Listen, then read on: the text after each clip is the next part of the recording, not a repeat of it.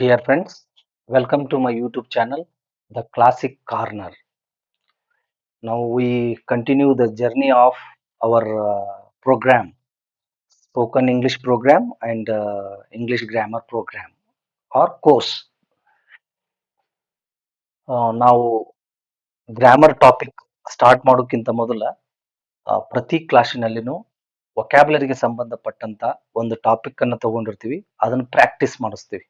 ಯಾಕೆಂದ್ರೆ ವೊಕ್ಯಾಬ್ಯುಲರಿ ನಿಮ್ಮ ಕಾಂಪಿಟೇಟಿವ್ ಎಕ್ಸಾಮ್ಗೆ ಅವಶ್ಯಕವಾದುದು. ಕಾಂಪಿಟೇಟಿವ್ ಎಕ್ಸಾಮ್ದಲ್ಲಿ ಕ್ವಶನ್ಸ್ ವೊಕ್ಯಾಬ್ಯುಲರಿ ಮೇಲೆನೆ ಬಹಳಷ್ಟು ಇರ್ತಾವ. ಅದಕ್ಕಾಗಿ ವೊಕ್ಯಾಬ್ಯುಲರಿ ಹೆಚ್ಚು ಇಂಪಾರ್ಟೆನ್ಸ್ ಅನ್ನ ಕೊಡ್ತೀವಿ ನಾವು. ಮತ್ತೆ ಬೇರೆ ಕ್ವಶನ್ ಅನ್ನ ಬಿಡಿಸುವಾಗ್ಲೂ ಸಹಿತ ಈ ವೊಕ್ಯಾಬ್ಯುಲರಿ ಬಹಳಷ್ಟು ಹೆಲ್ಪ್ ಆಗುತ್ತೆ. ಅದಕ್ಕಾಗಿ ನಾವು ವೊಕ್ಯಾಬ್ಯುಲರಿ ಟಾಪಿಕ್ ಅನ್ನ ಮೊದಲು ಹೇಳಿ ಒಂದು 15-10 ನಿಮಿಷ ಮೊದಲು ಹೇಳಿ ಆಮೇಲೆ ಗ್ರಾಮರ್ ಟಾಪಿಕ್ಗೆ ಹೋಗ್ತೀವಿ. ನಾನು ಈಗ ತಗೊಂಡಿದ್ದು ವರ್ಬ್ಸ್. ಈ ವರ್ಬ್ಸ್ 3 ಫಾರ್ಮ್ಗಳಲ್ಲಿ ಇರ್ತತ. 3 ಫಾರ್ಮ್ಗಳ ಪರಿಚಯ ನಿಮಗೆ ಬೇಕೇ ಬೇಕು. ಇಲ್ಲದೇ ಇದ್ರೆ ನೀವು ಇಂಗ್ಲಿಷ್ ಅನ್ನ ಮುಂದೆ ತಗೊಂಡು ಹೋಗ್ಲಿಕ್ಕೆ ಅಥವಾ ಇಂಗ್ಲಿಷ್ ಗ್ರಾಮರ್ ನ ಕಲೀಲಿಕ್ಕೆ ಅಥವಾ ಇಂಗ್ಲಿಷ್ ಮಾತಾಡಕ್ಕೆ ಅಥವಾ ನಿಮ್ಮ ಕಾಂಪಿಟೇಟಿವ್ ಎಕ್ಸಾಮ್ ಅನ್ನ ಫೇಸ್ ಮಾಡಕ ಆಗುದಿಲ್ಲ. ಅದಕ್ಕಾಗಿ ಈ 3 ಫಾರ್ಮ್ಸ್ ಗಳ ಪರಿಚಯ ನಿಮಗೆ ಇರಲೇಬೇಕು. ಸಾಕಷ್ಟು ವರ್ಬ್ಸ್ ಗಳನ್ನ ನಿಮ್ಮ ಡೇ ಟು ಡೇ ಲೈಫ್ ದಲ್ಲಿ ಮಾತಾಡ್ತಿರ್ತೀರಿ. ನೀವು ಕನ್ನಡದಲ್ಲಿ ಮಾತಾಡೋದಿಲ್ಲ, ಇಂಗ್ಲಿಷ್ ನಲ್ಲೇನೆ ಮಾತಾಡ್ತಿರ್ತೀರಿ. ಆವಾಗ್ಲೇ ನೀವು ತಿಳ್ಕೊಂಡ್ ಬಿಡ್ಬೇಕು ಅವನ್ನ. ಒಂದು ವರ್ಬ್ ಅನ್ನ ಮಾತಾಡಿದ್ ನಾನೀಗ ಏನು ಆಕಸ್ಮಿಕವಾಗಿ ಮಾತಾಡಿರ್ತೀರಿ ನೀವು, ಅಲ್ಲೇ ತಿಳ್ಕೊಬೇಕು ಅದ್ರ ಇನ್ನ 2 ಫಾರ್ಮ್ಸ್ ಗಳು ಯಾವ್ಯಾವು ಅಂತ ಹೇಳಿ. ಅಂದಾಗ ಕಲಿಕೆ ಫಾಸ್ಟ್ ಆಗತ್ತೆ. Learning takes place very fast. ನೀವು ಮನೆಯಲ್ಲಿ ಕುತ್ಕೊಂಡ ಈ ತರ ಏನು ಪುಸ್ತಕ ಹಿಡ್ಕೊಂಡ ಓದೇ ಅವ್ನ್ ತಿಳ್ಕೊಬೇಕಂತೇನಿಲ್ಲ. ನೀವು ಸಾಕಷ್ಟು ಪ್ರಮಾಣದಲ್ಲಿ ನಿಮ್ಮ ಡೇ ಟು ಡೇ ಅಫೇರ್ಸ್ ದಲ್ಲಿ ಬಳಕೆ ಮಾಡ್ತಿರ್ತೀರಿ ನೀವು. ಅಂತ ವರ್ಬ್ಸ್ ಗಳನ್ನ ನೀವು ಏನೋ ತಿಳ್ಕೊಳ್ಬೇಕು ಅಥವಾ ಸ್ಟಡಿ ಮಾಡ್ಬೇಕು ಆಗಿಂದಾಗ್ಲೇ. ಓಕೆ, ಸೊ ಈ ವರ್ಬ್ಸ್ 3 ಫಾರ್ಮ್ಗಳಲ್ಲಿ ಇರ್ತದೆ. V1, V2, V3. ನಾನು ಇವನು ಹೇಳುದಲ್ದೇನೆ ಪ್ರಾಕ್ಟೀಸ್ನು ಮಾಡಿಸ್ತಿರ್ತೀನಿ. ಓಕೆ, ಈ ಟಾಪಿಕ್ ಆದ ನಂತರ ಮತ್ತೊಂದು ಟಾಪಿಕ್ 200 ಅಥವಾ 300 250ಕ್ಕಿಂತ ಹೆಚ್ಚು ವರ್ಬ್ಸ್ ಗಳನ್ನ ಕೊಟ್ಟು ನಾನು ಮುಂದಿನ ಟಾಪಿಕ್ ಹೋಗ್ತೀನಿ. ಓಕೆ, ಸೊ ದಿಸ್ ಒನ್ ಮುಂದಿನ ಟಾಪಿಕ್ ಅಂದ್ರೆ ಗ್ರಾಮರ್ಗೆ ಸಂಬಂಧಪಟ್ಟಂತೆ, ಐ ಮೀನ್ ವೊಕ್ಯಾಬ್ಯುಲರಿಗೆ ಸಂಬಂಧಪಟ್ಟಂತೆ ಇನ್ನೊಂದು ಟಾಪಿಕ್ ಅನ್ನ ತಗೊಳ್ಳೋದು. ಅದು ಒನ್ ವರ್ಡ್ ಸಬ್ಸ್ಟಿಟ್ಯೂಷನ್ ಇರ್ಬೋದು, ಪ್ರಿಫಿಕ್ಸಸ್ ಸಫಿಕ್ಸಸ್ ಇರ್ಬೋದು, ಕೊಲೋಕೇಶನ್ಸ್ ಇರ್ಬೋದು, ಫ್ರೇಸಲ್ ವರ್ಬ್ಸ್, ಇಡಿಯಮ್ಸ್, ಬಹಳ ಬ್ಯೂಟಿಫುಲ್ ಟಾಪಿಕ್ಸ್ ಅದಾವ. ಅವೆಲ್ಲ ನಿಮ್ಮ ಕಾಂಪಿಟೇಟಿವ್ ಎಕ್ಸಾಮ್ಸ್ಗೆ ಪ್ರಿಸ್ಕ್ರೈಬ್ಡ್ ಆಗಿರ್ತಾವ. ಓಕೆ, ಮತ್ತೆ ಯಾವುದೇ ಎಕ್ಸಾಮ್ ಅನ್ನ ಫೇಸ್ ಮಾಡ್ರಿ ನೀವು, ಈ ಗ್ರಾಮರ್ ಕೋರ್ಸು ಮತ್ತು ಸ್ಪೋಕನ್ ಇಂಗ್ಲಿಷ್ ಕೋರ್ಸು ಹೆಲ್ಪ್ ಆಗೇ ಆಗುತ್ತೆ ನಿಮ್ಗೆ, ಆಗ್ಲೇಬೇಕು. ಓಕೆ, ಅದಕ್ಕಾಗಿ ಪ್ರತಿಯೊಂದು ವಿಡಿಯೋವನ್ನ ನೀವು ಮೊದಲಿಂದಲೂ ನೋಡ್ಕೋತಾ ಬರ್ರಿ. ಸ್ಟಾರ್ಟಿಂಗ್ ವಿಡಿಯೋ ಯಾವ್ದಿದೆ ಗ್ರಾಮರ್ಗೆ ಸಂಬಂಧಪಟ್ಟ ಹಾಗೆ ಅಲ್ಲಿಂದ ನೋಡ್ತಾನ ಬರ್ರಿ. ನೀವು ನಡು ನೋಡ್ಕೋತಾ ಹೋದ್ರೆ ಯಾವ್ದಾದ್ರು ಒಂದು ವಿಡಿಯೋನ ಪಿಕ್ ಅಂಡ್ ಚೂಸ್ ಮಾಡಿದ್ರೆ ಅದು ಹೆಲ್ಪ್ ಆಗುದಿಲ್ಲ.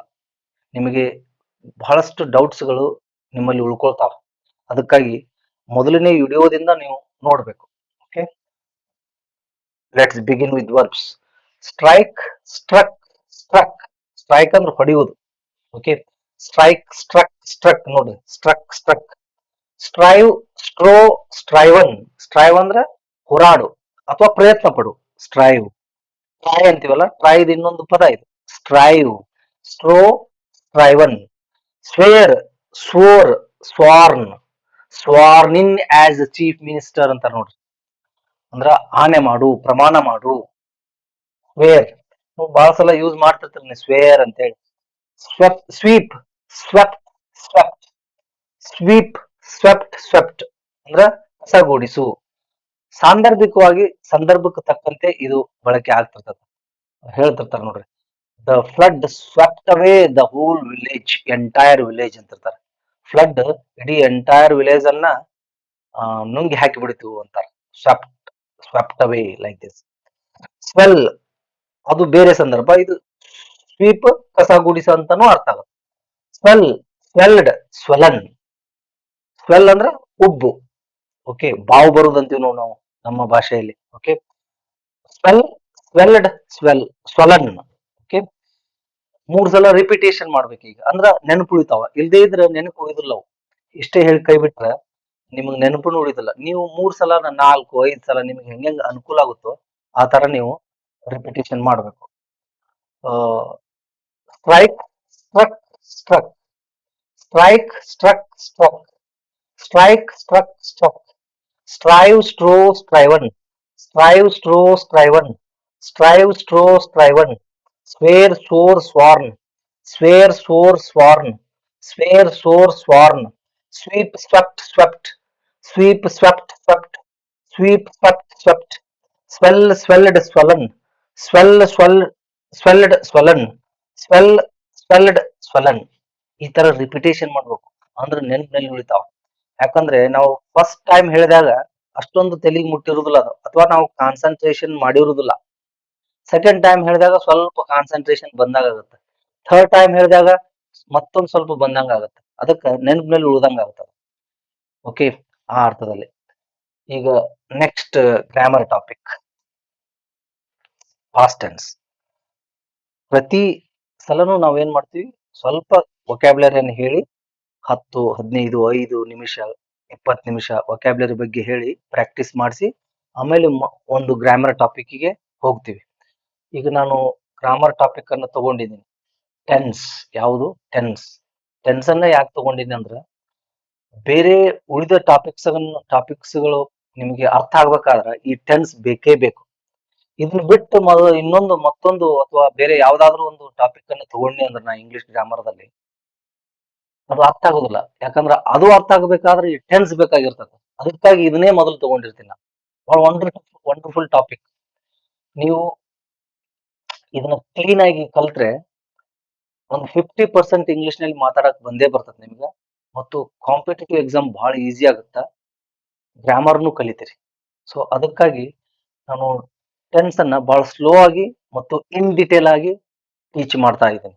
ಅದು ಕನ್ನಡದ ಮೂಲಕ, ಕನ್ನಡ ಮೀಡಿಯಂ ಸ್ಟೂಡೆಂಟ್ಸ್ಗೆ ಹೆಲ್ಪ್ ಆಗಲಿ ಅನ್ನೋ ಕಾರಣಕ್ಕೆ ಮಾಡ್ತಾ ಇದ್ದೀನಿ. ಇಂಗ್ಲಿಷ್ ಮೀಡಿಯಂದವರು ಗ್ರಾಮರ್ ಆಸ್ಪೆಕ್ಟ್ಸ್ ಅನ್ನ ನೀವು ಕಲಿತುಕೊಳ್ಬಹುದು. ಓಕೆ, ಅದ್ರ ಮೇಲೆ ಕಾನ್ಸಂಟ್ರೇಷನ್ ಮಾಡಬಹುದು. Like this. ಈಗ ಪಾಸ್ಟ್ ಟೆನ್ಸ್, ಈ ಪ್ರೆಸೆಂಟ್ ಟೆನ್ಸ್ ಮುಗಿಸಿದ್ದೀನಿ. ಪ್ರೆಸೆಂಟ್ ಟೆನ್ಸ್ ಅದರಲ್ಲಿ ಬರುವಂತ 4 ಟೆನ್ಸ್ಗಳು ಈಗ ಕಂಪ್ಲೀಟ್ ಆಗಿದ್ದೇವೆ. ನೀವು ಹಿಂದಿನ ವಿಡಿಯೋವನ್ನ ನೋಡ್ಕೋತ ಬರ್ರಿ. ಒಮ್ಮಿದೊಮ್ಮಲೆ ಪ್ರೆಸೆಂಟ್ ಟೆನ್ಸ್ ಬಿಟ್ಟು ಇದು ಪಾಸ್ಟ್ ಟೆನ್ಸ್ ಬಂದ್ರಂದ್ರ ಅರ್ಥ ಆಗೋದಿಲ್ಲ ಅಂತಲ್ಲ, ಬಟ್ ಒಂದು ಕ್ಲಾರಿಟಿ ಸಿಗೋದಿಲ್ಲ ನಿಮ್ಗೆ. ಟೆನ್ಸ್ ಬಗ್ಗೆ ಕ್ಲಾರಿಟಿ ಸಿಗೋದಿಲ್ಲ. ಹೀಗಾಗಿ ಫಸ್ಟ್ ವಿಡಿಯೋದಿಂದ ನೋಡ್ಕೋತ ಬರ್ರಿ. ಆ ಪ್ರೆಸೆಂಟ್ ಟೆನ್ಸ್ ಸ್ಟಾರ್ಟ್ ಮಾಡೋಕ್ಕಿಂತ ಮೊದಲ ನಾನು ಇಂಟ್ರೊಡಕ್ಷನ್ ಕ್ಲಾಸ್ ಅನ್ನ ಕೊಟ್ಟಿದ್ದೀನಿ. 8 ಇಂಟ್ರೊಡಕ್ಷನ್ ಕ್ಲಾಸ್ ಅನ್ನ ಕೊಟ್ಟಿದ್ದೀನಿ. ಇಂಟ್ರೊಡಕ್ಷನ್ 1, ಇಂಟ್ರೊಡಕ್ಷನ್ 2 ಅಂದ್ರ ಈ ನಮ್ಮ ಕೋರ್ಸಿಗೆ, ಇಂಗ್ಲಿಷ್ ಗ್ರಾಮರ್ ಕೋರ್ಸ್ ಮತ್ತು ಸ್ಪೋಕನ್ ಇಂಗ್ಲಿಷ್ ಕೋರ್ಸಿಗೆ ಇಂಟ್ರೊಡಕ್ಷನ್ ಕ್ಲಾಸಸ್ ಅನ್ನ ಮಾಡಿದ್ದೀನಿ ನಾನು. ಆ ವಿಡಿಯೋಸ್ ಗಳನ್ನ ನೋಡಿ ಪ್ರೆಸೆಂಟ್ ಟೆನ್ಸ್ ದಿಂದ ನೋಡ್ಕೋತ ಬರ್ರಿ. ಯಾಕಂತಂದ್ರೆ ಅಲ್ಲಿ ಹೇಳಿದೀನಿ ನಾನು, ನೀವು ಈ ಗ್ರಾಮರ್ ಕ್ಲಾಸ್ ಅನ್ನ ಕೇಳ್ಬೇಕಾದ್ರೆ, ನೋಡ್ಬೇಕಾದ್ರೆ ನೀವು ನಿಮ್ಮಲ್ಲಿ ಯಾವ ನಾಲೆಜ್ ಇರ್ಬೇಕು, ಆ ನಾಲೆಜ್ ನಿಮಗೆ ಆ ಟೆನ್ಸ್ ಅನ್ನ ಅಥವಾ ಗ್ರಾಮರ್ ಟಾಪಿಕ್ ಅನ್ನ ಅರ್ಥ ಮಾಡ್ಕೊಳಕ ಹೆಲ್ಪ್ ಆಗುತ್ತೆ. ಅಲ್ಲಿ ಹೇಳಿದೀನಿ ನಾನು ಯಾವ ರೀತಿ ನಾವು ರೆಡಿ ಆಗಿರ್ಬೇಕು. ನನ್ನ ಈ ಗ್ರಾಮರ್ ಕೋರ್ಸ್, ನನ್ನ ಈ ಸ್ಪೋಕನ್ ಇಂಗ್ಲಿಷ್ ಕೋರ್ಸ್ ಕೇಳ್ಬೇಕಾದ್ರೆ, ನೋಡ್ಬೇಕಾದ್ರೆ ನಾವು ರೆಡಿ ಆಗಿರ್ಬೇಕು. ಯಾವ ರೀತಿ ರೆಡಿ ಆಗಿರ್ಬೇಕು, ನಮ್ಮಲ್ಲಿ ಪೂರ್ವ ಜ್ಞಾನ ಹೇಗಿರ್ಬೇಕು ಅಥವಾ ಏನಿರ್ಬೇಕು ಅನ್ನೋದನ್ನ ಆ 8 ವಿಡಿಯೋಗಳಲ್ಲಿ ಹೇಳಿದೀನಿ. ಅವುಗಳನ್ನು ನೋಡ್ಕೊಂಡು ಮುಂದೆ ಹೋಗ್ರಿ. ಇಲ್ಲದೇ ಇದ್ರೆ ಮತ್ತೆ ಕನ್ಫ್ಯೂಷನ್ ನಿಮಗೆ ಅದು. ಓಕೆ, ಅದಕ್ಕಾಗಿ ಡೌಟ್ಸ್ ಕ್ರಿಯೇಟ್ ಆಗಬಾರ್ದು ಅನ್ನೋದಕ್ಕ ನೀವು ಆ 8 ವಿಡಿಯೋಗಳನ್ನ ನೋಡಿ ಪ್ರೆಸೆಂಟ್ ಟೆನ್ಸ್ ದಿಂದ ನೋಡ್ಕೋತ ಹೋಗ್ರಿ. ಈಗ ಪಾಸ್ಟ್ ಟೆನ್ಸ್. ಪ್ರೆಸೆಂಟ್ ಟೆನ್ಸ್ ದಲ್ಲಿ simple present tense, present continuous tense, present perfect tense, present perfect continuous tense. Present tense ಆಗಿದೆ, ಅದರಲ್ಲಿ 4 ಟೆನ್ಸ್ ಗಳನ್ನು ಆಗಿದಾವೆ. ಓನ್ಲಿ ಪ್ರೆಸೆಂಟ್ ಟೆನ್ಸ್ ಅದು to be form am, is, are. Present simple present tense do, does. Present continuous tense am, is, are. Present perfect tense have, has. Present perfect continuous tense have been, has been. ಇಲ್ಲಿಯೂ ಸಹಿತ have, ಹ್ಯಾಸ್ನೇ, but ಈ present perfect tense ದಲ್ಲಿ have, has ಇದೆಯಲ್ಲ, ಅದಕ್ಕೆ ಇದಕ್ಕೆ ವ್ಯತ್ಯಾಸ ಗೊತ್ತಾಗ್ಲಿ ಅನ್ನೋದಕ್ಕೆ ಹ್ಯಾವ್ ಬೀನ್, ಹ್ಯಾಸ್ ಬೀನ್ ಅಂತ ಹೇಳ್ತಾ ಇದ್ದೀನಿ. ಓಕೆ, ಇಲ್ಲಿ ಓನ್ಲಿ ಪ್ರೆಸೆಂಟ್ ಟೆನ್ಸ್ ದಲ್ಲಿ ಆಮ್, ಈಸ್, ಆರ್ ಮತ್ತು ಪ್ರೆಸೆಂಟ್ ಕಂಟಿನ್ಯೂಸ್ ಟೆನ್ಸ್ ದಲ್ಲಿ ಆಮ್, ಈಸ್, ಆರ್ ಎರಡೂ ಕಡೆಗೂ ಸೇಮ್ ಹೆಲ್ಪಿಂಗ್ ವರ್ಬ್ಸ್ ಅದಾವ. ಆದ್ರೆ ಇಲ್ಲಿ ಪ್ರೆಸೆಂಟ್ ಕಂಟಿನ್ಯೂಸ್ ಟೆನ್ಸ್ ದಲ್ಲಿ ಏನಿರ್ತದ ಮುಂದ ಏನು ವರ್ಬ್ ಇರ್ತತ, ಇಲ್ಲೇ ವರ್ಬ್ ಇರುದಿಲ್ಲ, ಇವುಗಳು ಇರ್ತಾವ. ಓಕೆ, ಅದೇ ರೀತಿ ಈಗ past tense, simple past tense, past continuous tense, past perfect tense, past perfect continuous tense, ಇವನ್ ಯಾವ ತಗೊಳ್ತಾ ಇಲ್ಲ ನಾ ಈಗ. ಇದನ್ನ ಒಂದ್ರ ಬಗ್ಗೆನೇ ಮಾತಾಡ್ತಾ ಇರೋದು. ನಿನ್ನೆ ವಿಡಿಯೋದಲ್ಲಿ ಅದ್ರ ಬಗ್ಗೆ ಇರ್ತದ, ಇದ್ರ ಡೆಫಿನಿಷನ್ ಏನು, ಇದನ್ನ ಯಾವಾಗ ಮಾತಾಡ್ತೀವಿ ಅನ್ನೋದು ಹೇಳಿದೀನಿ. ಇನ್ನಷ್ಟು ಎಕ್ಸಾಂಪಲ್ಸ್ ಗಳೊಂದಿಗೆ ಈ ಟೆನ್ಸ್ ಅನ್ನ ನಾನು ಈಗ ಡಿಸ್ಕಷನ್ ಮಾಡ್ತೇನೆ. ಫಾರ್ಮುಲಾ ಏನು? Subject to be form, noun, adjective, adjective noun, possessive adjective plus noun, adverb plus possessive ಏನು ಏನು ಪ್ರಪೋಸಿಷನ್ ನೌನ್. ಇಲ್ಲಿ ಪ್ಲಸ್ ಅಂತ ಹೇಳೋದಕ್ಕಿಂತಲೂ adverb slash preposition noun. Okay, like this. ಈಗ ನೋಡ್ರಿ, ಟು ಬಿ, ಇಲ್ಲಿ ಟು ಬಿ ಫಾರ್ಮ್ ಯಾವ? Was, were. Present tense, only present tense ಅದು to be form, am, is, are. ಇಲ್ಲಿ ಟು ಬಿ ಫಾರ್ಮ್ಸ್ ಅಂತಾನೆ ಹೇಳೋದು ಸೂಕ್ತ. ಯಾಕಂತಂದ್ರೆ ಇವು ಇರುವಿಕೆಯನ್ನ ಮಾತ್ರ ಸೂಚಿಸ್ತಾವ. ಈ ಸೆಂಟೆನ್ಸ್ ದಲ್ಲಿ ಒಂದು ಸಬ್ಜೆಕ್ಟ್ ಅದ ಅಥವಾ ಕರ್ತೃಪದದ ಇರುವಿಕೆಯನ್ನ ಮಾತ್ರ ಸೂಚಿಸ್ತಾವ ಇವು. ಅದಕ್ಕಾಗಿ ಟು ಬಿ ಫಾರ್ಮ್ಸ್ ಅಂತ ಹೇಳ್ಬೇಕು. ನಾನು ಫಾರ್ಮುಲಾದಲ್ಲಿನೂ ಸಹಿತ ಟು ಬಿ ಫಾರ್ಮ್ಸ್ ಅಂತ ಬರ್ದಿದ್ದೀನಿ. ಓಕೆ, ನಮ್ಮ ಕನ್ನಡದಲ್ಲಿನೂ ಹೀಗೇನೆ. ಮೊದಲು ಏನ್ ಮಾತಾಡ್ತೀವಿ ನಾವು? ಅಫರ್ಮೇಟಿವ್ ಸೆಂಟೆನ್ಸ್ ಮಾತಾಡ್ತಾ ಇದ್ರ ಸಬ್ಜೆಕ್ಟ್ ಮಾತಾಡ್ತೀವಿ, ಆಮೇಲೆ ಅದಕ್ಕೆ ಸೂಕ್ತವಾದಂತ ಟು ಬಿ ಫಾರ್ಮ್ ಅನ್ನ ಯೂಸ್ ಮಾಡ್ತೀವಿ, ವಾಸ್ ಅಥವಾ ವೇರ್.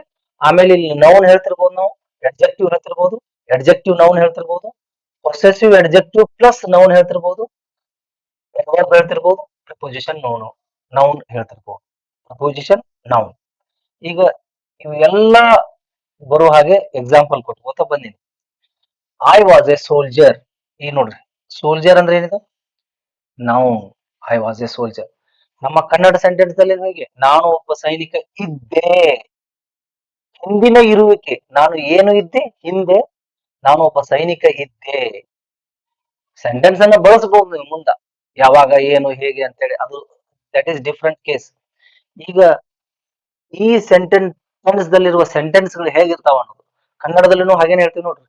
ನಾನು ಒಬ್ಬ ಸೈನಿಕ ಇದ್ದೆ, ನಾನು ಒಬ್ಬ ಸೈನಿಕ ಇದ್ದೆ ಅಥವಾ ಇದ್ದೆನು ಅಂದ್ರೂ ಓಕೆ. ಇದ್ದೆ ಅಂದ್ರೂ ಅದೇ ಅರ್ಥ, ಇದ್ದೆನು ಅಂದ್ರೂ ಅದೇ ಅರ್ಥ.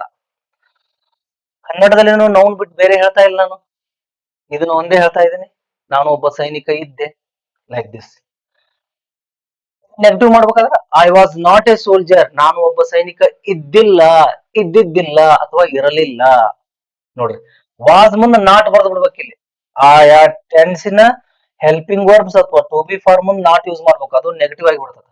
ನಾನು ಒಬ್ಬ ಸೈನಿಕ ಇದ್ದೆ ಅಥವಾ ಇದ್ದೆನು, ನಾನು ಒಬ್ಬ ಸೈನಿಕ ಇದ್ದಿದ್ದಿಲ್ಲ, ಇರಲಿಲ್ಲ. ಈ ಮೂರು ಪದಗಳಲ್ಲಿ ಒಂದನ್ನ ಬಳಕೆ ಮಾಡ್ತಿರ್ತೀವಿ ನಾವು. ಓಕೆ, ಒಬ್ಬೊಬ್ರು ಇರ್ಲಿಲ್ಲ ಅಂತಿರ್ತಾರ, ಒಬ್ರು ಇದ್ದಿಲ್ಲ ಅಂತಾರ, ಒಬ್ಬೊಬ್ರು ಇದ್ದಿದ್ದಿಲ್ಲ ಅಂತಿರ್ತಾರ. Okay, like this. ಈ ಇಂಟ್ರಾಗೇಟಿವ್ ಮಾಡ್ಬೇಕಾದ್ರ ವಾಸ್ ಐ ಎ ಸೋಲ್ಜರ್. ಇಲ್ಲಿ ಅಫರ್ಮೇಟಿವ್ ಫಾರ್ಮುಲಾ ಒಂದು ಮಾತ್ರ ಕೊಟ್ಟಿರ್ತೀನಿ. ಇದ್ರಲ್ಲಿ ಏನಿಲ್ಲ. ಈಗ I was not a soldier ಅಂದ್ರ ಇಲ್ಲಿ ಟು ಬಿ ಫಾರ್ಮ್ ನಾಟ್ ಬರ್ತಿರ್ತದ. ಇಂಟ್ರಾಗೇಟಿವ್ ವಾಸ್ ಮೊದಲು ಬರ್ತಿರ್ತದ, ಟು ಬಿ ಫಾರ್ಮ್ ಮೊದಲು ಬರ್ತಿರ್ತದ. Okay, was I a soldier, ನಾನು ಒಬ್ಬ ಸೈನಿಕ ಇದ್ದೇನೆ. ವಾಸಂಟ್ ಐ ಎ ಸೋಲ್ಜರ್, ನಾನು ಒಬ್ಬ ಸೈನಿಕ ಇದ್ದಿದ್ದಿಲ್ಲವೇ, ಇರಲಿಲ್ಲವೇ. Okay, I was a soldier, I was not a soldier, was I a soldier, wasn't I a soldier. Was I not a soldier ಅಂದ್ರೂ ಓಕೆ, ಆ ಸಬ್ಜೆಕ್ಟ್ ಮುಂದ ನಾಟ್ ಯೂಸ್ ಮಾಡ್ಬೋದು. ಈ ತರ. ಯು ವರ್ ರಿಚ್, ನೀನು ಶ್ರೀಮಂತನಿದ್ದೆ. ಎಡ್ಜೆಕ್ಟಿವ್. ರಿಚ್ ಅನ್ನೋದು adjective. Adjective ಅನ್ನೋದು ಪದ ಅದು ನೌನ್ ಅನ್ನ ಅಥವಾ ಪ್ರನೌನ್ ಅನ್ನ ಡಿಸ್ಕ್ರೈಬ್ ಮಾಡ್ತಿರ್ತದ. ರಿಚ್ ಅನ್ನೋ ಪದ ಯುಗೆ ಸಂಬಂಧಪಟ್ಟಿದ್ದು. ಅದಕ್ಕಾಗಿ ಡಿಸ್ಕ್ರಿಪ್ಷನ್ ವರ್ಡ್ ಇದು. ಯಾವುದು ನೌನ್ ಅನ್ನ ಅಥವಾ ಪ್ರನೌನ್ ಅನ್ನ ಡಿಸ್ಕ್ರೈಬ್ ಮಾಡ್ತದ ನೋಡು, ಅದು adjective. It is A tall tree. He is A strong man. Strong adjective, man noun, he pronoun. ಅದು ಪ್ರನೌನ್ ಅಥವಾ ನೌನ್ ಅನ್ನ ಡಿಸ್ಕ್ರೈಬ್ ಮಾಡುವಂತ ಪದ. ಅದು ಆ ಚಾಪ್ಟರ್ ಬಂದಾಗ ಇನ್ ಡೀಟೇಲ್ ಆಗಿ ಹೇಳ್ತೀನಿ, ಎಡ್ಜೆಕ್ಟಿವ್ ಚಾಪ್ಟರ್ ಬಂದಾಗ. You are rich, you are not rich, were you a rich, weren't you a rich. ನೀನು ಶ್ರೀಮಂತನಿದ್ದೆ, ನೀನು ಶ್ರೀಮಂತನಿದ್ದಿಲ್ಲ, ಇದ್ದಿದ್ದಿಲ್ಲ, ಇರಲಿಲ್ಲ. ವರ್ ಯು ಎ ರಿಚ್, ನೀನು ಶ್ರೀಮಂತನಿದ್ದೆಯಾ. ವರಂಟ್ ಯು ಎ ರಿಚ್, ನೀನು ಶ್ರೀಮಂತನಿದ್ದಿಲ್ಲವೇ, ಇದ್ದಿದ್ದಿಲ್ಲವೇ, ಇರಲಿಲ್ಲವೇ. Weren't. Were you not rich ಅಂದ್ರೂ okay. You were a rich merchant. ನೋಡ್ರಿ, ಓನ್ಲಿ ಅಡ್ಜೆಕ್ಟಿವ್ ಆತ. ರಿಚ್ ಅನ್ನೋದು ಅಡ್ಜೆಕ್ಟಿವ್, ನೌನ್. ಮರ್ಚೆಂಟ್ ಅನ್ನೋದು ನೌನ್. ಇದನ್ನ ಹೇಳ್ತಿರ್ತೀರಿ ನೀವು. ಒಬ್ಬ, ಎ ಅನ್ನೋದು ಒಬ್ಬ ಅಥವಾ ಒಂದು ಅನ್ನೋ ಅರ್ಥದಲ್ಲಿ ಇರ್ತದೆ. ನೀನು ಅಥವಾ ನೀವು ಅಂತ ಹೇಳ್ಬೋದು. ನೀವು ಅದಕ್ಕೆ ಸಾಂದರ್ಭಿಕವಾಗಿ ಮಾತಾಡಬಹುದು. ನೀವು ಅಂತಾದ್ರೂ ಹೇಳ್ಬೋದು, ನೀನು ಅಂತಾದ್ರೂ ಹೇಳ್ಬೋದು. ನೀವು ಒಬ್ಬ ಶ್ರೀಮಂತ ವ್ಯಾಪಾರಿ ಇದ್ದೆಯಾ ಅಥವಾ ಇದ್ದೆ. ನೀನು ಒಬ್ಬ ಶ್ರೀಮಂತ ವ್ಯಾಪಾರಿ ಇದ್ದೆ. You were a rich merchant. You were a strong man. ನೀನು ಒಬ್ಬ ಬಲಶಾಲಿ ವ್ಯಕ್ತಿ, ಮನುಷ್ಯ ಇದ್ದೆ. Okay. You were not a rich merchant. ನೀನು ಒಬ್ಬ ಶ್ರೀಮಂತ ವ್ಯಾಪಾರಿ ಇದ್ದಿಲ್ಲ, ಇರ್ಲಿಲ್ಲ. Were you a rich merchant. ನೀನು ಒಬ್ಬ ಶ್ರೀಮಂತ ವ್ಯಾಪಾರಿ ಇದ್ದೆಯಾ. Weren't you a rich merchant. ನೀನು ಒಬ್ಬ ಶ್ರೀಮಂತ ವ್ಯಾಪಾರಿ ಇದ್ದಿದ್ದಿಲ್ಲವೇ. ನೋಡಿ, ಇದು ಆಯ್ತು, ನೌನ್ ಆಯ್ತು. ಇಲ್ಲಿ ಇದು ನೌನ್, ಇದು ಅಡ್ಜೆಕ್ಟಿವ್. ಓಕೆ. ಆಮೇಲೆ ಇದು ಅಡ್ಜೆಕ್ಟಿವ್ ನೌನ್. ಇದು ಅಡ್ಜೆಕ್ಟಿವ್ನು ಇದೆ, ಇಲ್ಲೇ ನೌನು ಇದೆ. ನಾವು ಕನ್ನಡದಲ್ಲಿ ಹಿಂಗೂ ಮಾತಾಡ್ತಿರ್ತೀವಿ ಅಂತ. ಅಡ್ಜೆಕ್ಟಿವ್ ನೌನ್ ಬರುವಾಗೂ ಮಾತಾಡ್ತೀವಿ, ಓನ್ಲಿ ಅಡ್ಜೆಕ್ಟಿವ್ ಬರುವ ಹಾಗೂ ಮಾತಾಡ್ತೀವಿ, ಓನ್ಲಿ ನೌನ್ ಬರುವ ಹಾಗೂ ಮಾತಾಡ್ತೀವಿ. ಓಕೆ. ನೆಕ್ಸ್ಟ್ ನೋಡ್ರಿ, he was her brother. Possessive adjective plus noun. Plus ಯಾಕೆ ಬರ್ದಿನಂದ್ರ ಇಲ್ಲಿ ಬರ್ಲೇಬೇಕು ನೌನ್. ಈ ಪೊಸೆಸಿವ್ ಅಡ್ಜೆಕ್ಟಿವ್ ಒಂದೇ ಹೇಳಲಿಕ್ಕೆ ಬರುದಿಲ್ಲ. ಇಲ್ಲಿ ಒಂದೇ ಹೇಳ್ಬಹುದು, ಅಡ್ಜೆಕ್ಟಿವ್ ಒಂದೇ ಹೇಳ್ಬಹುದು. ನೀವು ಇಲ್ಲಿ ಅಡ್ಜೆಕ್ಟಿವ್ ಒಂದೇ ಹೇಳ್ಬಹುದು. ಬಟ್ ಇಲ್ಲಿ ಪೊಸೆಸಿವ್ ನೌನ್ ಬರ್ದ್ರಂದ್ರ ಅದ್ರ ಮುಂದ ಪೊಸೆಸಿವ್ ಅಡ್ಜೆಕ್ಟಿವ್ ಬರ್ದ್ರಂದ್ರ ಅದ್ರ ಮುಂದೆ ನೌನ್ ಇರ್ಲೇಬೇಕು. He was her brother. Possessive adjective ಅಂದ್ರ ನನ್ನ, ಅವನ, ತನ್ನ, ಅವಳ, ತಮ್ಮ, ಅವರ, ಅದರ. ಇವು ಬರ್ತಿರ್ತಾವ ನೋಡ್ರಿ. ಷಷ್ಠಿ ವಿಭಕ್ತಿ ಪ್ರತ್ಯಯದಲ್ಲಿ ಲಾಸ್ಟಿಗೆ ಬರ್ತಾವ. ಷಷ್ಠಿ ಅವನ, ಅವಳ, ಅದರ, ತನ್ನ, ಓಕೆ, ಜಾನನ. ಈ ತರ ಪೊಸೆಸಿವ್ ಅಡ್ಜೆಕ್ಟಿವ್ ಅಂತೀವಿ. ಇದು ಒಂದೇ ಪೊಸೆಸಿವ್ ಅಡ್ಜೆಕ್ಟಿವ್ ಪ್ಲಸ್ ನೌನ್. ಈಗ ಹಿ ವಾಸ್ ಹರ್, ಅವನು ಅವಳ. ಇಷ್ಟೇ ಅಂದ್ರೆ ಅರ್ಥ ಆಗುದಿಲ್ಲಲ್ಲ, ಅರ್ಥ ಕೊಡುದಿಲ್ಲ ಕರೆಕ್ಟ್ ಆಗಿ. ಅವನು ಅವಳ ಸಹೋದರ, ಈ ಕರೆಕ್ಟ್ ಬರ್ತದೆ. ಅಂದ್ರೆ ಒಂದು ನೌನ್ ಇರ್ಲೇಬೇಕಂತ, ಅದಕ್ಕಾಗಿ ಪ್ಲಸ್ ನೌನ್ ಅಂತ ಬರ್ದೆ ನಾನು, ಸ್ಲಾಶ್ ಹಾಕಿಲ್ಲ. Okay. He was her brother. ಅವನು ಅವಳ ಸಹೋದರ. ಸಾರಿ, ಅವನು ಅವಳ ಸಹೋದರ. He was not her brother. ಅವನು ಅವಳ ಸಹೋದರ ನಿದ್ದನು. ಸಹೋದರ ಅಲ್ಲ, ಸಹೋದರ ನಿದ್ದನು. ಅವನು ಅವಳ ಸಹೋದರ ಅಂದ್ರೆ ಓನ್ಲಿ ಪ್ರೆಸೆಂಟ್ ಟೆನ್ಸ್ ಆಗಿರ್ತದೆ. ಅವನು ಅವಳ ಸಹೋದರ ನಿದ್ದನು. ಓಕೆ. ಈಗ ಇಲ್ಲಿ you are a rich merchant. ನೀನು ಒಬ್ಬ ಶ್ರೀಮಂತ ವ್ಯಾಪಾರಿ ಇದ್ದೆ. ಆತರ ನೋಡ್ರಿ. ಅವನು ಅವಳ ಸಹೋದರ ಇದ್ದ. He was not her brother. ಅವನ ಸಹೋದರ, ಅವಳ ಸಹೋದರ ಇದ್ದಿಲ್ಲ, ಇರ್ಲಿಲ್ಲ. Was he her brother. ಅವನು ಅವಳ ಸಹೋದರನಿದ್ದನೆ. ವಾಸಂಟ್ ಹಿ ಹರ್ ಬ್ರದರ್. ಅವನು ಅವಳ ಸಹೋದರನ ಇದ್ದಿದ್ದಿಲ್ಲವೇ, ಇರ್ಲಿಲ್ಲವೇ. Okay. He was here yesterday. ಮುಂದ ಎಡ್ವರ್ಬ್ನು ಬರ್ಬೋದು ನೋಡ್ರಿ. ಇದು ಆಯ್ತು ಈಗ ಎಡ್ವರ್ಬ್. ಪೊಸೆಸಿವ್ ನಾವು ಆಯ್ತು. ಈಗ ಎಡ್ವರ್ಬ್, ಇದು ಎರಡೂ ಎಡ್ವರ್ಬ್. ಇದು ಎಡ್ವರ್ಬ್ ಚಾಪ್ಟರ್ ಬಂದಾಗ ಡಿಟೇಲ್ ಆಗಿ ಎಡ್ವರ್ಬ್ ಬಂದು ಏನನ್ನೋದು ಹೇಳ್ತೀನಿ. ಇಲ್ಲಿ here, there, yesterday, today, tomorrow, in, ಇವೆಲ್ಲ ಎಡ್ವರ್ಬ್ಸ್. ಇನ್ ಮುಂದ್ ಒಂದು ನೌನ್ ಬಂತಂದ್ರೆ ಎಡ್ವರ್ಬ್ ಆಗುದಿಲ್ಲ, ಮತ್ತ ಅದು ಪ್ರಿಪೋಸಿಷನ್ ಆಗುತ್ತ. ಅದನ್ನ ಆಮೇಲೆ ನೋಡು. ಹಿ ವಾಸ್ ಹಿಯರ್ ಎಸ್ಟರ್ಡೇ. ನಿನ್ನೆ ಅವನು ಇಲ್ಲಿ ಇದ್ದನು. He is here today. ಅವನು ಈಗ ಇಲ್ಲಿ ಅದಾನ. ಹಿ ವಾಸ್ ಹಿಯರ್ ಎಸ್ಟರ್ಡೇ. ನಿನ್ನೆ ಅವ ಇಲ್ಲಿ ಇದ್ದ. ಓಕೆ, ಇಲ್ಲಿ ಇದ್ದ. ನಿನ್ನೆ ಇಲ್ಲಿ ಇದ್ದ. ಹಿ ವಾಸ್ ಹಿಯರ್ ಎಸ್ಟರ್ಡೇ. ಈ ಹಿಯರ್ ಅನ್ನೋದು ಎಡ್ವರ್ಬ್, ಎಸ್ಟರ್ಡೇ ಅನ್ನೋದು ಎಡ್ವರ್ಬ್. ಒಂದು ಎಡ್ವರ್ಬ್ ಇನ್ನೊಂದು ಎಡ್ವರ್ಬ್ ಬಗ್ಗೆನು ಹೇಳ್ತಿರ್ತದ. ಸೊ ಎರಡು ಎಡ್ವರ್ಬ್ ತಿಳ್ಕೊಡ್ರಿ. ಎಸ್ಟರ್ಡೇ, ಟುಮಾರೋ, ಟುಡೇ ಅನ್ನೋದು ಎಡ್ವರ್ಬ್. ಹಿಯರ್, ದೇರ್ ಅನ್ನೋದು ಎಡ್ವರ್ಬ್. ಈಗಿನ ಮಟ್ಟಿಗೆ ಅವು ಎಡ್ವರ್ಬ್ಸ್ ಅಂತ ತಿಳ್ಕೊಡ್ರಿ. ಆ ಚಾಪ್ಟರ್ ಬಂದಾಗ ಡಿಟೇಲ್ ಆಗಿ ಡಿಸ್ಕಷನ್ ಮಾಡ್ತೀನಿ ಯಾವ್ದಕ್ಕೆ ಎಡ್ವರ್ಬ್ ಅಂತಾರ ಅಂತೇಳಿ. ಸಾನ್ವಿ, ಈಗ ನೋಡಿ. ಹಿ was here yesterday. He was not here yesterday. Was he here yesterday. Wasn't he here yesterday. ಅವನು ನಿನ್ನೆ ಇಲ್ಲಿ ಇದ್ದನು. ಅವನು ನಿನ್ನೆ ಇಲ್ಲಿ ಇದ್ದಿದ್ದಿಲ್ಲ, ಇರ್ಲಿಲ್ಲ. ಅವನು ನಿನ್ನೆ ಇಲ್ಲಿ ಇದ್ದನೆ. ಅವನು ನಿನ್ನೆ ಇಲ್ಲಿ ಇದ್ದಿಲ್ಲವೇ, ಇರ್ಲಿಲ್ಲವೇ. Okay, like this. Sanvi was here then to meet you. ಸಾನ್ವಿಯು ನಿನ್ನೆ, ಆಗ ಇಲ್ಲಿ ನಿನ್ನನ್ನು ಭೇಟಿಯಾಗಲು ಇದ್ದಳು. ಮೀಟ್, ಇದು ಇನ್ಫಿನಿಟಿವ್ ಅಂತೀವಿ ಇದಕ್ಕೆ, ಇನ್ಫಿನಿಟಿವ್. ಓಕೆ. ಮೀಟ್ ಅಂದ್ರ ಭೇಟಿಯಾಗು. ಟು ಮೀಟ್ ಅಂದ್ರೆ ಭೇಟಿಯಾಗಲು. ಈ V1 ಹಿಂದ ಟು ಬಳಕೆ ಮಾಡಿದ್ರೆ ಅದಕ್ಕೆ ಇನ್ಫಿನಿಟಿವ್ ಅಂತೀವಿ. ಲೂ ಅನ್ನೋದು ಅರ್ಥ ಕೊಟ್ಟಿರ್ತಾರೆ. ಯಾವಾಗ್ಲೂ ಲೂ ಅನ್ನೋದಲ್ಲ, ಅದು ಈಗಿನ ಮಟ್ಟಿಗೆ ತಿಳ್ಕೊಡ್ರಿ. ಲೂ ಅನ್ನೋದು ಅರ್ಥ ಕೊಟ್ಟಿರ್ತಾರೆ. ಕೊಡ್ತದ. ಹಿಂದಿನೂ ಹೇಳಿನ, ಹಿಂದಿನ ಕ್ಲಾಸ್ನಲ್ಲಿನೂ ಇದ್ರ ಬಗ್ಗೆ ಹೇಳಿನಿ. ಕಮ್ ಅಂದ್ರ ಬರು, ಟು ಕಮ್ ಅಂದ್ರ ಬರಲು, ಈಟ್ ಅಂದ್ರ ತಿನ್ನು, ಟು ಈಟ್ ಅಂದ್ರ ತಿನ್ನಲು. ಒನ್ ಏನ್ ಬಳಕೆ ಮಾಡ್ತೀವಲ್ಲ ಅದ್ರ ಹಿಂದ ಟು ಬಳಕೆ ಮಾಡಿದ್ರ ಅದಕ್ಕೆ ಲು ಅನ್ನೋದು ಒಂದು ಮೀನಿಂಗ್ ಇರ್ತದ, ಕನ್ನಡ ಮೀನಿಂಗ್ ಲು. Okay, like this.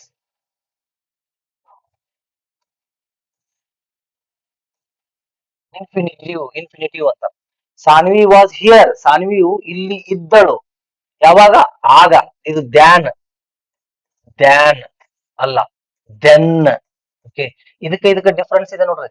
THEN ಆಗ, ನಾವು ಈಗ, ಆಗ ದೆನ್. ದ್ಯಾನ್ ಅಂದ್ರ ಕಿಂತ, ದ್ಯಾನ್ ಹಿ ಸೀನಿಯರ್, ಏನು she is more beautiful than her sister, like this. Than ಅಂದ್ರ ಕಿಂತ, ಗಿಂತ ಅಂತೀವಿ ನೋಡು, ಅವಳಿಗಿಂತ, ಅವರಿಗಿಂತ, ಅದಕ್ಕಿಂತ, ಅದು THAN. Okay, Sanvi was here then, Sanvi ಆಗ ಇಲ್ಲಿದ್ದಳು. ಎದಕ್ಕಿದ್ರು? ಟು ಮೀಟ್ ಯು, ನಿನ್ನನ್ನು ಭೇಟಿ ಆಗಲು. Sanvi was not here to then to meet you. Was Sanvi here to then to meet you? Wasn't Sanvi here then to meet you? Like this. Then ಲಾಸ್ಟ್ಗಿನೂ ಬರಿಬಹುದು. ನಿನ್ನನ್ನು ಭೇಟಿಯಾಗಲು ಸಾನ್ವಿಯು ಇಲ್ಲಿ ಇದ್ದಳು. ನಿನ್ನನ್ನು ಭೇಟಿಯಾಗಲು ಸಾನ್ವಿಯು ಇಲ್ಲಿ ಇದ್ದಿದ್ದಿಲ್ಲ, ಇರ್ಲಿಲ್ಲ. ನಿನ್ನನ್ನು ಭೇಟಿಯಾಗಲು ಸಾನ್ವಿಯು ಇಲ್ಲಿ ಇದ್ದಳೆ. ನಿನ್ನನ್ನು ಭೇಟಿಯಾಗಲು ಸಾನ್ವಿಯು ಇಲ್ಲಿ ಇದ್ದಿದ್ದಿಲ್ಲವೇ, ಇರ್ಲಿಲ್ಲವೇ.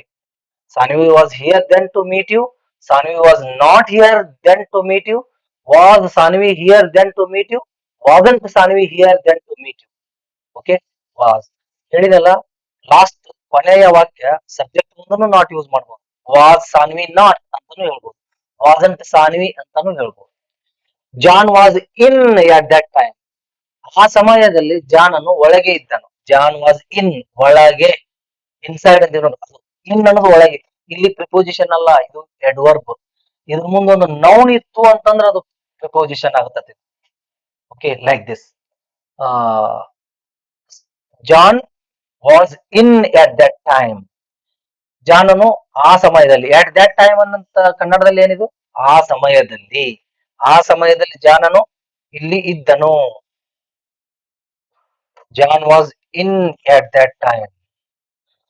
John was not in at that time, ಆ ಸಮಯದಲ್ಲಿ ಜಾನನು ಒಳಗೆ ಇರ್ಲಿಲ್ಲ. Was John in at that time, ಆ ಸಮಯದಲ್ಲಿ ಜಾನನು ಒಳಗೆ ಇದ್ದನೇ. Wasn't John in at that time, ಆ ಸಮಯದಲ್ಲಿ ಜಾನನು ಒಳಗೆ ಇದ್ದಿದ್ದಿಲ್ಲವೇ. ಈ 4 ಸೆಂಟೆನ್ಸ್ ಮಾತಾಡ್ತೀವಲ್ಲ, ಅದರಲ್ಲಿ ನಮ್ಮ ಕನ್ನಡ ಸೆಂಟೆನ್ಸ್ ಯಾವ್ದು ಅಂತ ಪಕ್ಕ ಆಗ್ಬೇಕು ನಿಮಗೆ. ಯಾವ ಟೆನ್ಸ್, ಯಾವ ವಾಕ್ಯ, ಆ ಟೆನ್ಸಿನ ಸೂತ್ರಕ್ಕೆ ಅನುಗುಣವಾಗಿ ಸಾಕಷ್ಟು ಸೆಂಟೆನ್ಸ್ ಗಳನ್ನ ಕಟ್ಕೋಬಹುದು. Okay, Sanvi was in Mysore to meet you. Sanvi, ಈಗ ನೋಡ್ರಿ, ಇದು ಎಡ್ವರ್ಬ್, ಇದು ಎಡ್ವರ್ಬ್. ಇವು ಎಕ್ಸ್ಟ್ರಾ ವರ್ಡ್ ಅಂತ ಇಟ್ಕೊಡ್ರಿ, ಇದು adverb. Okay, Sanvi was in Mysore. In ಅನ್ನೋದು ಇಲ್ಲಿ ಪ್ರಿಪೋಸಿಷನ್, ಇದು ಪ್ರಿಪೋಸಿಷನ್. ಮೈಸೂರ್ ಅನ್ನೋದು ನೌನ್, ಪ್ರಿಪೋಸಿಷನ್ ಇಲ್ಲಿ ಇದೇನಲ್ಲ, ಪ್ರಿಪೋಸಿಷನ್ ನೌನ್. ಇನ್ ಮೈಸೂರ್, ಇಲ್ಲಿ ಇನ್ನು ಮುಂದೆ ನೌನ್ ಇಲ್ಲ, ಅದಕ್ಕೆ ಇದು ಎಡ್ವರ್ಬ್ ಆಗುತ್ತೆ ಇದು. ಓಕೆ, ಇಲ್ಲಿ ಇನ್ನು ಮುಂದೆ ನೌನ್ ಇದೆ, ಅದಕ್ಕೆ ಇದು ಪ್ರಿಪೋಸಿಷನ್. ಇನ್ ಅನ್ನೋದು preposition. Sanvi was in Mysore to meet you, ಸಾನ್ವಿಯು ನಿನ್ನನ್ನು ಭೇಟಿಯಾಗಲು ಮೈಸೂರಿನಲ್ಲಿ ಇದ್ದಳು. Sanvi was not in Mysore to meet you, ಸಾನ್ವಿಯು ನಿನ್ನನ್ನು ಭೇಟಿಯಾಗಲು ಮೈಸೂರಿನಲ್ಲಿ ಇದ್ದಿದ್ದಿಲ್ಲ ಅಥವಾ ಇರಲಿಲ್ಲ. ಮೂರಲ್ಲಿ ಯಾವ್ದಾದ್ರು ಒಂದು ಹೇಳ್ಬೋದು. Was Sanvi in Mysore to meet you, ಸಾನ್ವಿಯು ನಿನ್ನನ್ನು ಭೇಟಿಯಾಗಲು ಮೈಸೂರಿನಲ್ಲಿ ಇದ್ದಳೆ. Wasn't Sanvi in Mysore to meet you, ಸಾನ್ವಿಯು ನಿನ್ನನ್ನು ಭೇಟಿಯಾಗಲು ಮೈಸೂರಿನಲ್ಲಿ ಇರಲಿಲ್ಲವೇ. ಈ ತರ ಹಲವಾರು ವಾಕ್ಯಗಳನ್ನ ನೀವು ಕಟ್ಕೊಳ್ಬಹುದು. ಓಕೆ, ಸಹಜವಾಗಿ ಮಾತಾಡ್ತಿರ್ತೀನಿ. ನಿನ್ನೆ ನಾನು ಬೆಂಗಳೂರಾಗಿದ್ದೀನ್ರಿ ಅಂತ, ಯಾವಾಗಿಂದ ವಿಷಯವನ್ನ ಮಾತಾಡಕತ್ತೀರಿ ನೀವು? ನಿನ್ನೆ ಅದ್ರ ಬಗ್ಗೆ. ಅದಕ್ಕೆ only past tense, only past tense, only present tense, only future tense. ಇಲ್ಲಿರುವ ವಾಕ್ಯಗಳೇ ಬೇರೆ, ಉಳಿದ ಟೆನ್ಸ್ ನಲ್ಲಿರುವ ವಾಕ್ಯಗಳೇ ಬೇರೆ. ಆ ಮೇಲಿಂದ ಮೇಲೆ ಹೇಳ್ತಿರ್ತೀನಿ, ಈ ಟೆನ್ಸ್ ಗಳಲ್ಲಿ ಯಾವುದೇ ಕಾರಣಕ್ಕೂ ವರ್ಬ್ ಅನ್ನ ಬಳಸ್ತಾ ಇರೋದಿಲ್ಲ ನಾವು. ಇಲ್ಲಿ ಒಂದು ಸಬ್ಜೆಕ್ಟ್ ಏನಿದೆ, ಹೇಗಿದೆ, ಎಲ್ಲಿದೆ. ಇಲ್ಲಿ ನೋಡ್ರಿ, ಸಾನ್ವಿ ಎಲ್ಲಿದಾಳ? ಮೈಸೂರಿನಲ್ಲಿದಾಳ. ಅವ ಏನದನ? ಇವೆಲ್ಲ ಹೇಳ್ತೇವಲ್ಲ, ಅವ ಏನದನ? ಸೋಲ್ಜರ್ ಅದನ. ಅವ ಹೆಂಗ್ ಅದನ? ರಿಚ್ ಅದನ. ಅವ ಹೆಂಗ್ ಅದನ? ರಿಚ್ ಮರ್ಚೆಂಟ್ ಅದನ. ಒಂದು ಸಬ್ಜೆಕ್ಟ್ ಯಾವುದ್ರ ಬಗ್ಗೆ ಅಥವಾ ಯಾರ ಬಗ್ಗೆ ಮಾತಾಡ್ತೀವಿ, ಅದು ಸಬ್ಜೆಕ್ಟ್. ಇನ್ನೊಂದು ಸಬ್ಜೆಕ್ಟ್ ಅಂದ್ರ ಆ ವಾಕ್ಯದಲ್ಲಿ ಯಾರು ಕ್ರಿಯೆ ಮಾಡ್ತಿರ್ತಾರೋ ಅದು ಸಬ್ಜೆಕ್ಟ್. ಓಕೆ, ಈ ತರ ಇಂಥವು ಹಲವಾರು ವಾಕ್ಯಗಳನ್ನ ಕನ್ನಡದಲ್ಲಿ ಮಾತಾಡ್ತಿರ್ತೀವಿ. ನೀವು ತಿಳ್ಕೊಬೇಕು, ನನ್ನ ವಾಕ್ಯದಲ್ಲಿ ವರ್ಬ್ ಇಲ್ಲ, ಆದ್ದರಿಂದ ಇದು ಪ್ರೆಸೆಂಟ್ ಟೆನ್ಸ್ ಆಗಿರ್ಬೋದು, ಪಾಸ್ಟ್ ಟೆನ್ಸ್ ಆಗಿರ್ಬೋದು, ಓನ್ಲಿ ಫ್ಯೂಚರ್ ಟೆನ್ಸ್ ಆಗಿರ್ಬೋದು ಅಂತ ತಿಳ್ಕೊಂಡು, ಯಾವುದು ಅಂತ ತಿಳ್ಕೊಂಡು ಆಯಾ ಟೆನ್ಸಿನ ಸೂತ್ರಕ್ಕೆ ಅನುಗುಣವಾಗಿ ವಾಕ್ಯಗಳನ್ನ ನೀವು ರಚನೆ ಮಾಡಿ, ಅವಾಗ ಇಂಗ್ಲಿಷ್ ಕಂಪ್ಲೀಟ್ ಆಗುತ್ತೆ.